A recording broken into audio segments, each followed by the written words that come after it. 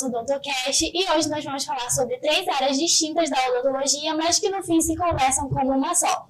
Elas são endodontia, ortopedia funcional dos maxilares e harmonização orofacial. Eu sou a doutora Tayane e eu vou dar início falando sobre a harmonização orofacial. Essa é a doutora Mirhana, que vai falar um pouco sobre a ortopedia dos maxilares, e a doutora Vanessa, que vai falar sobre a endodontia.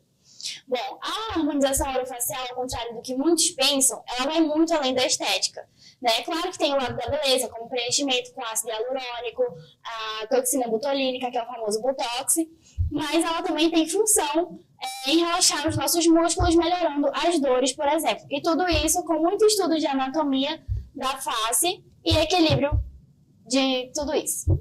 Então, eu sou a doutora Mirhana e eu vou falar um pouco sobre ortopedia funcional. E o que se trata nessa especialidade? É uma especialidade voltada para a área das crianças, né? É uma especialidade que vai acompanhar o crescimento dos ossos da face de uma criança. Então, é muito bom para crianças que têm a maxila retraída ou algum problema em algum outro osso, né? Então, é um acompanhamento bom para os fases de crescimento dessa criança.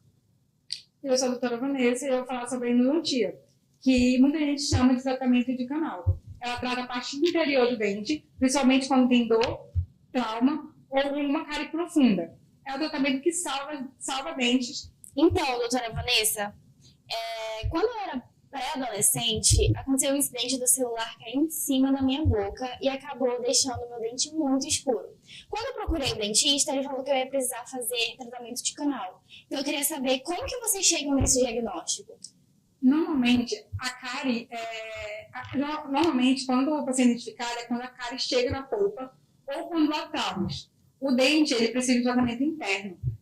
Às vezes o paciente sente dor, às vezes o dente escurece, que foi no seu caso, doutora, e também, às vezes, forma uma fístula na gengiva. É tipo uma bolinha que cria na gengiva. Isso tudo é indicado para tratamento de canal. Então, doutora Vanessa, falando da endo, qual foi o maior mito que você já ouviu falar, assim? O maior mito, sem dúvida, é sobre falar que o tratamento de canal dói. Hoje em dia o procedimento é bem tranquilo, rápido e com anestesia correta o paciente não sente nenhuma dor. Muitas vezes ele sente mais um alívio do que dor.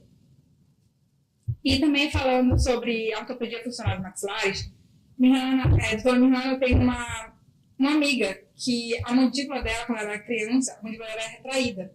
Aí, nesse caso, ele deve indicar o quê? Para a sua área ou indicar para o maxilo? Então, doutora Vanessa, o que eu posso falar para a senhora? A ortopedia funcional, ela vai atuar no quê?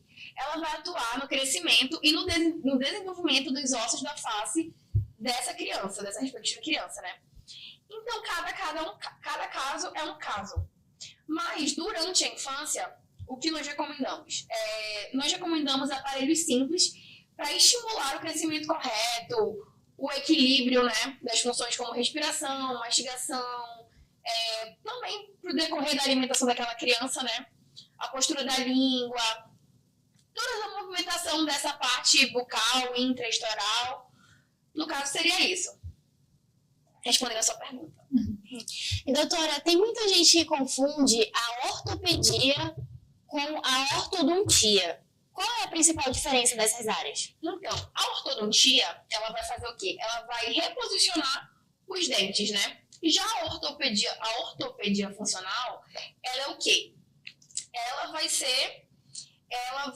estimular o crescimento, né, dos ossos da face daquela criança. Então, como eu já falei antes, vou repetir. Na ortopedia funcional, a gente trabalha com aparelhos removíveis e o foco funcional da ortopedia principalmente em crianças em fase de crescimento, para que a gente esteja fazendo ali aquele acompanhamento para crianças que estão necessitando da especialidade.